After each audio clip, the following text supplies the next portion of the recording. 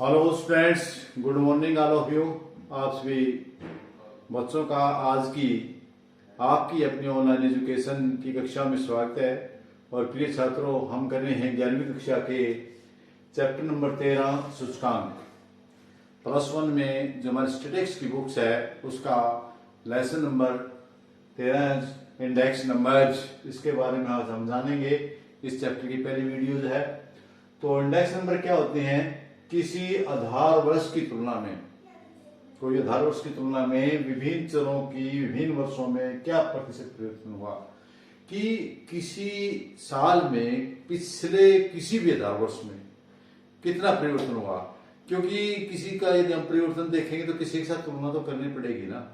हम चालू वर्ष में देखना चाहते हैं कि कितने प्रतिशत महंगाई बढ़ी है, तो इसके लिए हमें आधार वर्ष चाहिए कि 2004 की अपेक्षा बढ़ी है या 2010 की अपेक्षा बढ़ी है या 2000 की अपेक्षा। जो हमारा समय चल रहा है कि 2022 चल रहा है, 2022 में जो कीमतें हैं वे 2014 की अपेक्षा दुगनी हो गई हैं। इस प्रकार की बातें जानने के लिए हमें किसी चीज की जरूरत पड़ेगी? सूचकांक इंडेक्स नंबर की। और इंडेक्स नंबर में जो हम जिस वर्ष में चालू वर्ष में जो यदि हम सूचकांक ज्ञात करना है तो उसके लिए हमें आधार वर्ष भी चाहिए, और आधार वर्ष में चाहिए। और इसका हमें ये इसके सारे प्रतिशत परिवर्तन होता है, इसमें प्रतिशत परिवर्तन दिखाते हैं। तो इसमें जो बड़ी अच्छी सुंदर सी परिभाषा दी हुई है कार्टेस-सैम-क्राउडेन ने, इनके अनुसार सूचकांक सूचकांक है संबंधित चरों के मूल्य के अंतर को मापने की विधि है। बड़ी छोटी सी परिभाषा, बड़ी अच्छी परिभाषा है।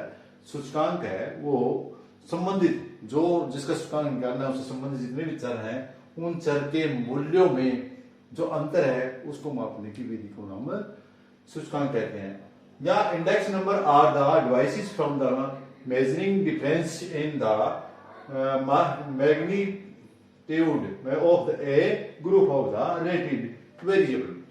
ये काउंटेन एंड काउंटेंस की परिभाषा है। इसके अनुसार हमने इसकी परिभाषा को जाना है कि किस परिभाषा है। तो प्रिय छात्रों, आज हम शुरुआत इंडेक्स की और इंडेक्स में हमारा पहला टॉपिक था इंडेक्स क्या होता है। उसकी मैंने आपको बताया कि किसी के साथ, इसके साथ साथ हमने इसकी परिभाषा है जानी काउंटेन। यही परिभाषा आपने अच्छे से कर लेनी है। और इसके साथ हम कर लेते हैं आज इसका अगला जो नेक्स्ट टॉपिक है वो क्या है? विशेषताएं।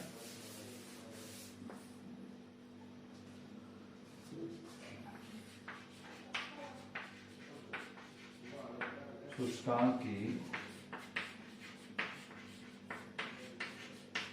विशेषताएं, किसमें खास बात क्या होती है?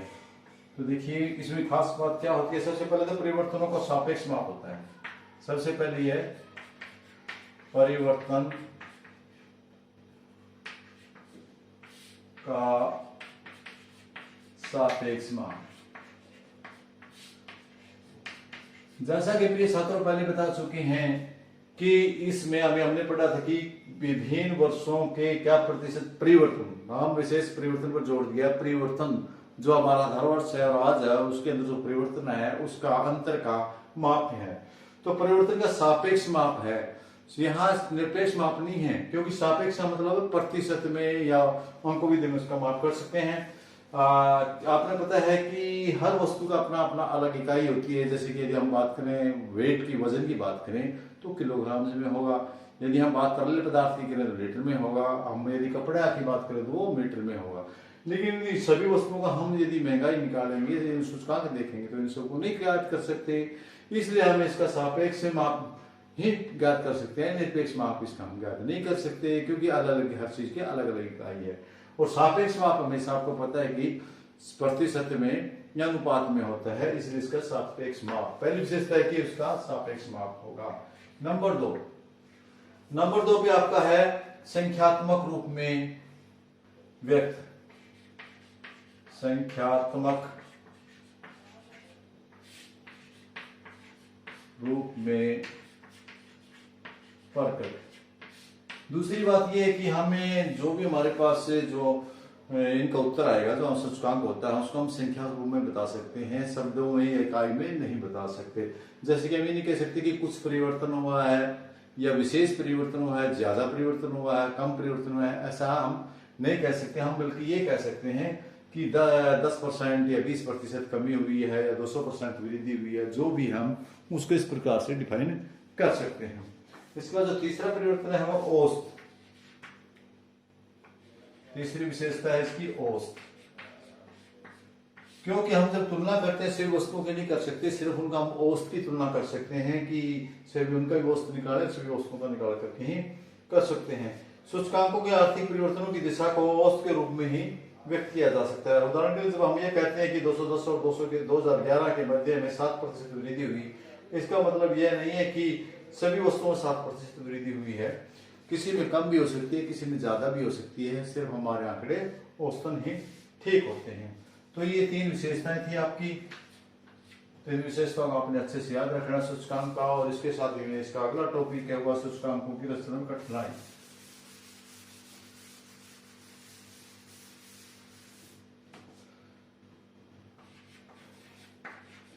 सूचकांक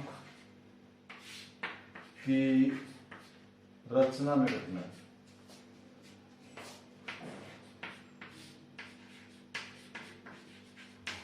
जब हम सूचकांक बनाते हैं तो उनमें किन किन कठिनाइयों का हमें सामना करना पड़ता है, उन कठिनाइयों की हम इस टॉपिक में चर्चा करने वाले हैं। सबसे पहले सूचकांक का उद्देश्य है।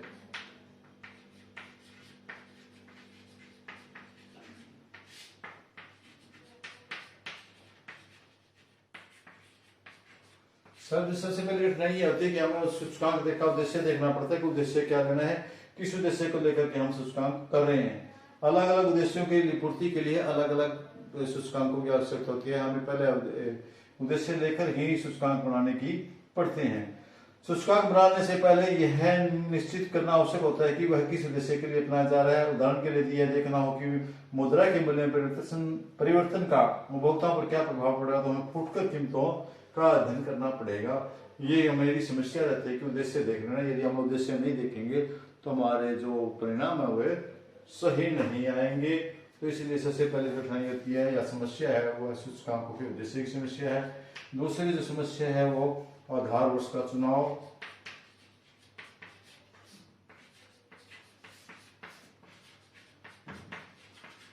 आप करंट ईयर तो ले सकते हैं, क्योंकि जैसे आप मान लिया 2022 में महंगाई देखनी है, 2022 का सूचकांक देखना है, लेकिन अब हम पिछला आधार वर्ष किसको माने, 2004 को माने या 2000 को माने, 2014 को माने, किसको माने, ये बड़ी एक समस्या होती है। लेकिन जब ये पूछ लिया जाए कि ये 2004 की अपेक्षा पूछ लिया जाए, फिर इसमें हम उसके मुताबिक लेना पड़ता है। तो ये समस्या है इसमें बहुत बड़ी कि हमें कि कौन आधार वर्ष या सामान्य वर्ष कौन सा लेना है, कौन सा होना चाहिए। ये विशेष कठिनाई या समस्याएं रहती हैं। वस्तुओं और तीसरा वस्तुओं और सेवाओं का महत्व। वस्तुओं तथा सेवाओं का चुनाव।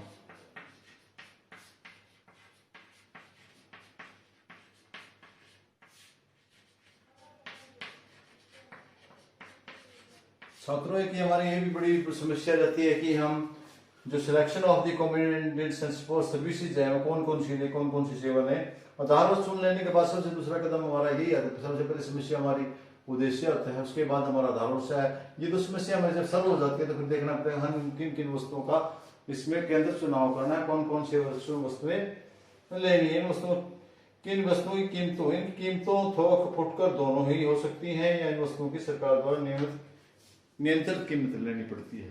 तो इस प्रकार के वस्तुओं और सेवाओं को भी शामिल करना जरूरी है कि जो सूचकांक निकालने उनमें कौन कौन सी वस्तुओं कौन कौन सी वस्तुओं की कीमतों को शामिल करना है।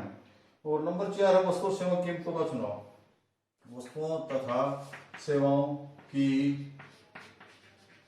कीमतों का चुनाव। जैसे कि आपको बताया गया 2 प्रकार के रेट हैं, एक थोक विक्रेता होते हैं और एक फुटकर विक्रेता जिसको हम रिटेलर बोलते हैं। तो हम रिटेलर लेने या फुटकर लेने हैं ये भी हमें निश्चित करना होता है। ये हमारी समस्या रहती है कि हम सूचकांक निकालते समय थोक विक्रेता लें या रिटेलर के लें। ज्यादातर हम थोक विक्रेता लिए जाते हैं, लेकिन समाज को ज्यादा प्रभावित रिटेलर के रेट करते हैं। नंबर 5 है कीमतों का औसत निकालना।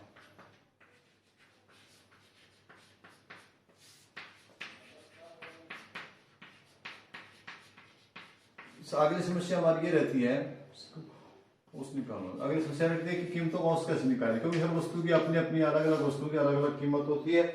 इसमें लेने के लिए हमें आधार वर्ष का सूचकांक को सम मान लिया जाता है। इसके बाद आधार वर्ष की कीमतों की तुलना में परिवर्तन, कीमतों में होने वाले परिवर्तन को प्रतिशत निकाला जाता है।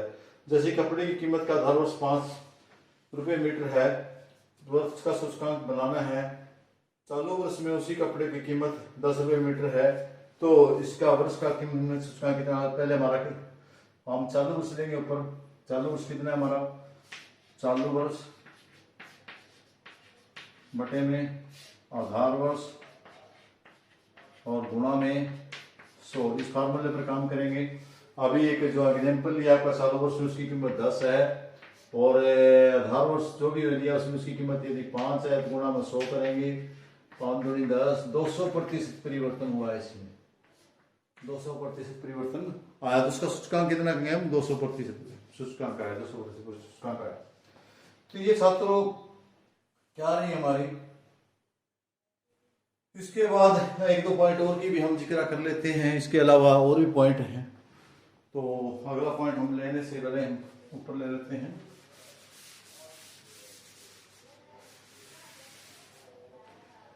छठा पॉइंट हमारा क्या है, छठा पॉइंट हमारे पास है भारांकन की विधि का चुनाव। भारांकन की विधि का चुनाव,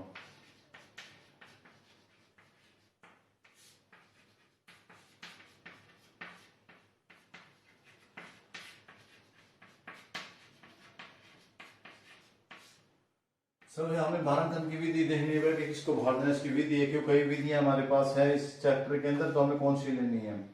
इस विधि में फीसर की विधि भी है, लास्पियर की विधि भी है। इनमें से हमने कौन सी विधि को महत्व देना है, कौन सी विधि हमने सिलेक्ट करनी है, ये भी हमारी समस्या है। और इसके बाद यदि हमने वो विधि चुनाव कर ली है तो एक समस्या और पैदा होती है, औसत निकालने की समस्या।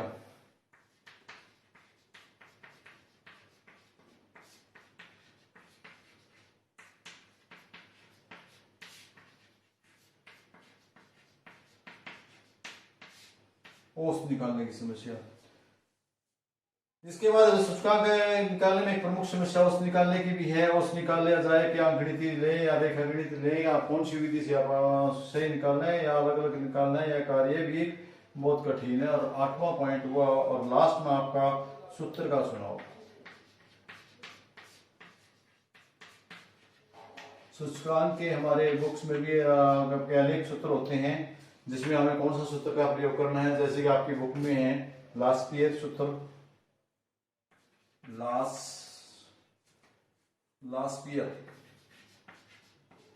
लास्पियर का सूत्र प्रयोग करना है, या पासे का करना है,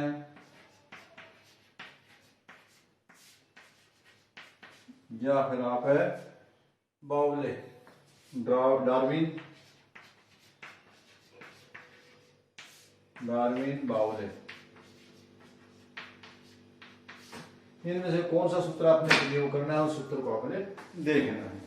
तो ये हमारी ये है कि जो हमें कठिनाइयां, बहुत सारी कठिनाइयों का सामना करना पड़ता है इसके दौरान यदि आप कर रहे हैं। इसके साथ साथ हम थोड़ी सी चर्चा कर लेते हैं। आज क्या आगे कराएं, आपको काफी होगा मेरे ख्याल में। सभी छात्र ज्यादा लंबा चौड़ा करेंगे तो हम बोर होंगे, तो आज के लिए इतना ही काफी। तो आज आपने एक तो आधार वर्ष की परिभाषा देख लेनी है, उसके साथ आपने इसकी विशेषताएं देख लेनी है, विशेषता के बाद उसमें होने वाली कठिनाइयां को अच्छे से याद करना है। तो प्रिय छात्रों, आज के लिए इतना ही काफी। मुझे तो उम्मीद है आपको आज की क्लास पसंद आई होगी। पढ़ते रहें, बढ़ते रहें और इसी प्रकार अपने जीवन में आगे बढ़ते रहें। धन्यवाद, थैंक यू।